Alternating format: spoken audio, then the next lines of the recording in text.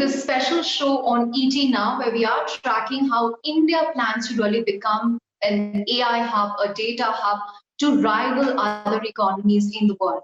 Now, Nasscom recently came out with a report that said India's GDP, thanks to AI and data, India's GDP has the potential to touch $450 to $500 billion by 2025. But how is this going to happen? And more importantly, what policy measures do we need to fix? To tell us more, we have a very special panel joining us. Nasscom President Debjani Ghosh, Nasscom Chairman and Infosys COO UB Pravin Rao, as well as Noshir Kaka from McKinsey, who really founded the offshoring outsourcing practice in India. He now globally leads their analytics practice. Thank you very much, all three of you, for joining us on ET Now. Debjani, I want to start with you. This is a very ambitious figure on the face of it. And, when people see such big figures, 50, 500 billion, there is a sense of skepticism that, can this happen? How are we going to go about it? What is your own sense? What does India need to do to really use and leverage AI and data for its ambitious GDP target? Because the Prime Minister has also spoken about this. What do you think the government can do? Thanks, Chandra. So first of all, just a small correction. What we said in the report is if AI gets leveraged the right way, and it's very important to remember the right way and the right verticals and the right way, then it has the potential to add an incremental 450 to 500 billion to the Indian GDP. So that's what we are saying. That's the potential of AI. Is it ambitious? Sure, it's a big number. But we believe, or at least I strongly believe, that it is doable if India gets the playbook right. I mean, globally, if you look at it, if you just look at the AI spending in 2021 is going to cross 45 billion globally. Right? So we are investing in AI because we are seeing the returns. AI has tremendous potential in terms of improving productivity, efficiencies. And I strongly believe that we can absolutely realize the value of AI in India to the extent that we have called out. But it all boils down to how are we implementing it. And I think we as a nation have to become, as I say, we have to become obsessive about implementation, execution, deployment, rather than just talking about AI and how great it is. We have to make it real. And in order to make it real, we have to focus on a few things which we've called out in the report and have a structured playbook versus sort of doing this ad hoc, isolated, fragmented implementation that we seem to be doing today. So I'll stop here. Pravin, specifically for IT services, what does this opportunity mean? Take us through what this means from an IT services perspective. See, today, if you look at IT services, roughly about IT services employ about 4 million plus people in this industry, and roughly about 500,000 people are working in the areas of data analytics and AI. So obviously, the opportunity, it would create a huge opportunity from an employment perspective. Because technology capability, availability of talent and tech capabilities are one of the critical pillars for the success of this initiative. For this initiative to succeed, you need to have good talent. So that means a lot of opportunities for job creation and so on.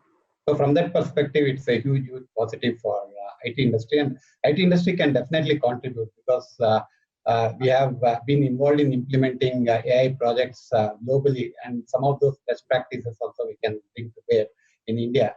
At the same time, we can learn a lot as well because India is a very complex country. Any solution that we implement in India will have applicability to other parts of the world as well, particularly developing and emerging economies. So I think it will be a huge positive for the IT industry, and I think we can play a huge role in enabling this vision. Right. Noshir, the action plan looks at 5 specific areas. So it talks about strategy, data, tech stack, talent, and execution. How does one really go about this in a structured way? Like Debjani mentioned that we have to do this in a structured way. Otherwise, it runs the risk of being all over the place. how do you think this should be done using these 5 focus areas, these 5 steps laid out in the action plan? Sure. Thank you, Chandra. So I think as Debjani started off by saying, the first strategy bucket, as you called out the 5 areas, the first area is actually to know where value is. And that's incredibly important because a lot of people start from the wrong end, which is let's do an activity or let's implement a tool or a solution or whatever it is. Think about what is the impact you want. The $500 billion impact that we talked about in this report is not just the economic impact. That's just one lens, right? There is equally as big a social impact. There is, as Pravin talked about it a little earlier, the impact on the industry, each of which can be massive. The impact, frankly, to get us out of this pandemic as well, right? So we think about impact. That is the first pillar, which is you need to know where impact lies. For example, and this is very specific to India. It's not just generally from other countries. For example, there's no other country in the world where the impact from AI in agriculture will be equal to the impact from banking. There's just no other country in the world. And that's the opportunity set that this report has laid out, which is it's specific to India on the opportunity. The next 4, which is talent, data, technology, and the associated infrastructure, are the capabilities we need to build. The capabilities we need to build across those 4, we believe we actually have the potential to do it. Why? Because we are a talent hub to the world, right? As Pravin and companies like Infosys has shown, that actually we are deploying AI solutions around the world for the rest of the world. Now deploying that same talent for some of our problems, whether it's water, pollution, farmer incomes, MSME credit, can be any of the opportunities that we can develop that data layer, develop the technology layer, develop the talent layer. Finally, it's all about execution. We've seen this across many, many countries. And I'll just say one thing about execution back to what Debjani said earlier. Speed matters. In the world of data and AI, speed matters almost as much as being the best solution or the best algorithm or the best data set, right? So action now versus action in 6 months is a lifetime and the difference between winners and losers in this industry. So we really hope that as you take this report forward, as others read it and you debate about it and debate the merits, debate what is left out and not done, whatever we do, we must act now because speed is at a premium. Debjani, both you and Noshir have conveyed the sense of urgency that's needed in acting on this. And the world too has seen an accelerated shift digital in the last few months. When you look at the policy environment, do you think this is happening at a national level? The government has spoken about this in bits and bytes, and you have states like Telangana, which have a 10-year program. They've declared 2020 as the year of AI, if I'm not mistaken. But what else do you think needs to be done? What are the gaps that need to be filled here? So, Chandra, the implementation in India will happen on 2 tracks. One is center-driven and one is state-driven, right? And they will happen in parallel. Both will work in parallel. And we need both machines to fire. So it's not a either or. We need the states to get their act together, and we also need the center to get its act together. What is needed is a bit of a structured approach to implementation. For example, one of the most critical pieces of AI is data, right? A lot of what you get out of AI depends on how good your data is. Do you have enough data? What quality is it of, etc., etc. So one of the things we have strongly recommended is India almost needs a data utilization plan, which focuses on how data gets utilized across states, across the center, across all the different departments that we have to arrive at the impact that is needed. We have suggested in the report, and we had a discussion also with the Prime Minister on this, we have suggested that India should set up Apex actually just looks at data utilization and that works with different states, that works with different ministries to coordinate the efforts and ensure that one, we have the right data. Two, we ensure that the quality of the data is good. We build out data sets. We've even called out in the report 10 data sets that the Indian government needs to build urgently to get started with, right? So build out the data sets, ensure that the data is available to everyone who needs it. It's being shared across ministries, shared across states, etc. Because keep in mind, the algorithms will work best when you have a lot of data. So if you have a fragmented approach, you are not going to get the, you're not going to benefit to the fullest possible. So I think that's a very, very critical stage. See, everything else, the strategy, I think Niti Aayog has done a very good job of developing the AI vision for India, right? And the strategy has come in place. Talent, government is investing a lot. In fact, Nasscom is working hand in hand with the government to develop the talent pool for India. The technical stacks, the platformization of India strategy that government is driving, I think that will address the need for technical stacks. It's a very good strategy. So what is missing, or the two weak links right now, is data. I think that's extremely important to get that piece right. And then the last weak link in my mind is a well thought through execution strategy. As Noshir said, let's pick priority verticals. Let's pick the verticals and let's have a well thought through implementation plan that cuts across states, departments, etc. for each of these verticals to see the impact. I mean, start with 2 or 3, if nothing else, and then we can continue to build out. And what is the response been so far, Debjani? Because, I read that this report was also presented to the Prime Minister, if I'm not mistaken. So, what are the next steps, so to speak? I mean, the response has been very positive. We were asked to continue the work with government to drive some of these recommendations to ensure that they translate into action. That work is going on right now.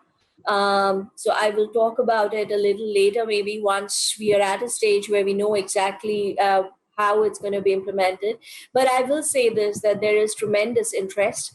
And there are very serious discussions going on. Noshir, Pravin, and a whole lot of others are all involved in those discussions.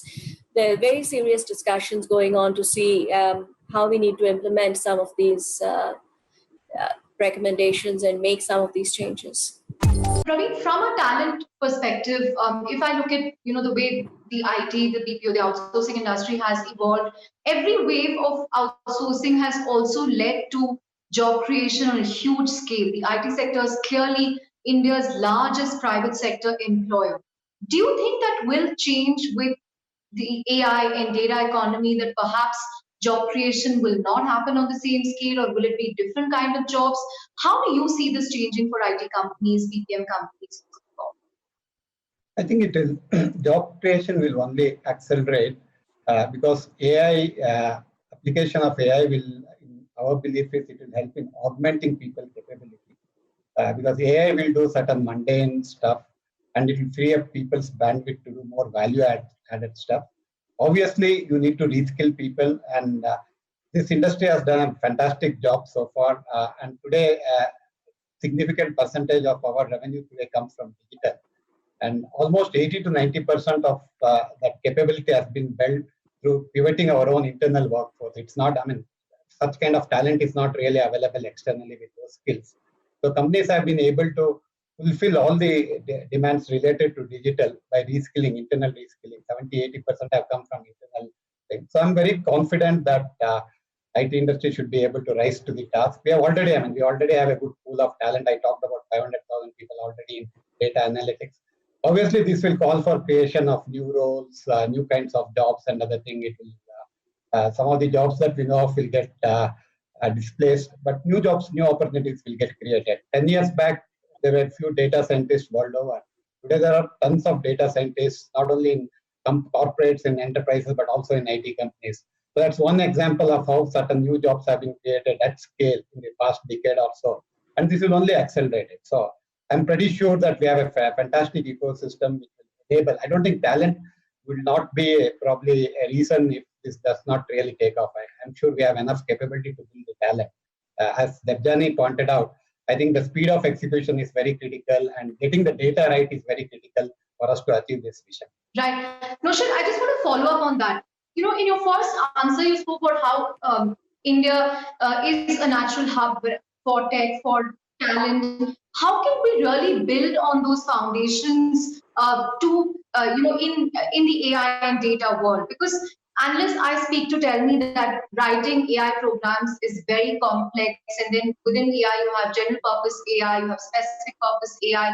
So how can India really build on the strong foundation that it has in STEM, in mathematics, to retrain or build talent to take advantage of AI?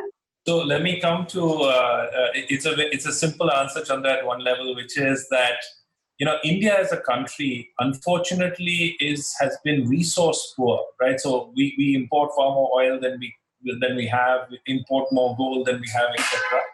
It's resource poor, but we are actually data rich. If you look at some of the largest data sets in the world, they actually exist in India. Aadhaar being an example of one, right? And so if you look at the raw materials of this particular, what is called to be another factor of production, the raw material being talent and data actually exists in our country in abundance. And it's it's this generation's responsibility to harness that, because we can end up just exporting talent or whatever it is, or we can harness it for the well-being of India. And by the way, there's nothing wrong with being the talent magnet for the world, nothing wrong with that. But if we can take, for example, what Debjani said earlier, the 10 data sets that really matter, create them, open them up. You'll have an entire ecosystem of startups, academia, large companies, mid-sized companies, government, looking at the data and building off that data set, right? You'll create the next level of innovation that this country has always had in its entrepreneurial juices. So if you ask me from just, is the raw material, are we blessed with this raw material? We are. And it's up to this generation at this time to actually step up and lead India into that AI and data revolution. There will be challenges. There's none of us, Debjani, Pravin, and I are not saying this is an easy road. Yes, you rightly pointed out there are technical challenges, there's GPU, bandwidth, there's data, tons of challenges.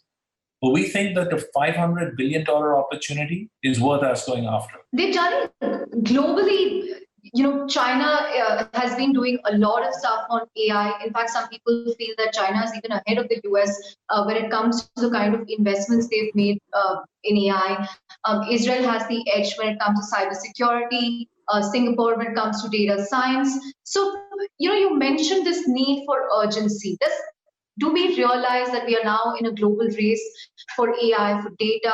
And where can India really have the edge here, considering China has already made so much of investment in this area? I don't think this is really a race. This is a very, very long marathon that's going to happen, and it's still early in the game. And when we talk about the urgency, we don't say that we have to speed up our efforts to catch up with other countries. We say that we have to speed up our efforts because India has really big problems that AI can solve. And if we are able to solve those problems, then starting with the economic recovery, AI can play a critical role in driving some of these reforms and steps. And if we can implement it the right way at the earliest, we are going to benefit as a nation from the impact that it will create. It's not about the race. In fact, I urge everybody not to look at AI as a race. Every country is doing what it can to benefit from AI. The focus should not be to catch up with others. The focus should be on ensuring that we unlock the potential of AI to the fullest for India, so benefit the most from it. You mentioned how AI can play a critical role in the recovery process, and Noshir earlier also spoke about the game-changing impact this potentially can have on agriculture. So, purely from a government perspective, what role do you see AI playing? Will it be a game changer in the way the government delivers services? What can the industry do to really partner with the government? Absolutely. I think AI can transform the very act of governance by making it, actually surprisingly, the machines or the algorithms can do one thing really well, which is it can deepen the human connect. It can deepen the government to human connect tremendous. And that's how AI works in marketing. If you look at AI in marketing, the biggest impact AI has in marketing is it deepens your connect with your customers. So think of it from a government perspective, it can significantly deepen the connect with citizens, right? And that's the need of the hour.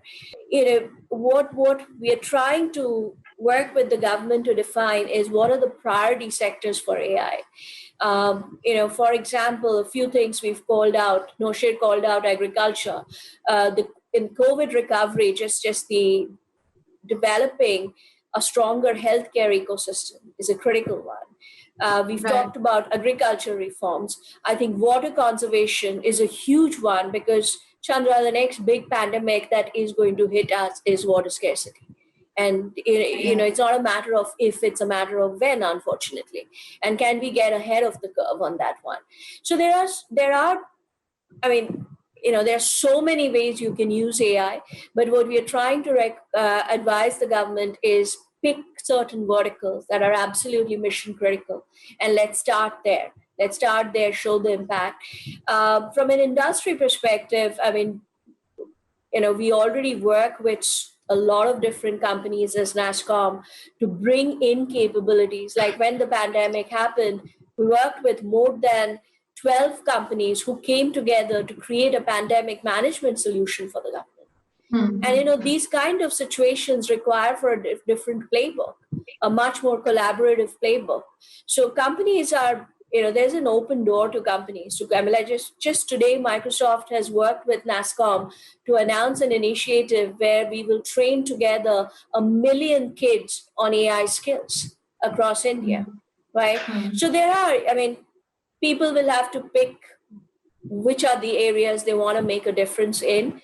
But I think there's tremendous opportunity to come in and make a difference at this stage. Noshir, I'm going to take one last question with you.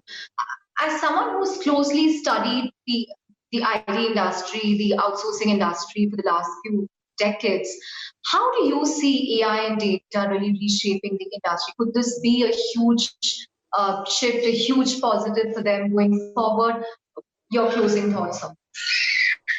So, and it's always fashionable to make statements these days and with intrigues and so on. So I'll desist from all the numbers and so on. I'll just say the following, which is my personal perspective is AI really has the capability of being the next digital, right? Or is the current digital, whatever you want to call it, right? Which is digital is actually helping countries and individuals recover from this pandemic. Right? So you asked us about what is happening across, whether you look at supply chain, workforce planning, financial resilience, right, to healthcare needs, to essentially virus containment support. All of this is being done with data, AI, and technology.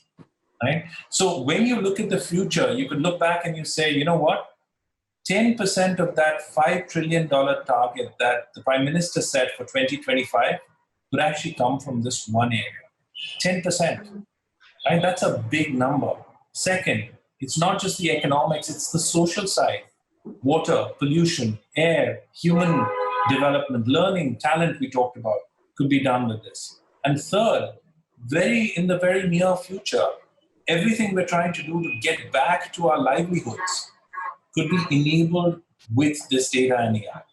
So I would just say that, it's critical for future, present, and hopefully we will have a chance with the execution drive that we've seen so far, with the push that we've seen and really appreciated from various quarters in the government and industry and Nasscom, to actually make this a sunrise sector for India for the next 5 years. Right. On that note, thank you very much, Debjani, Pravin, and Noshir for joining us in this special show to really find out how India can leverage data and AI and script a new resurgence story. But on that note, thank you very much for joining. Thank you. Thank you, Chandra. Thank you. Thank you.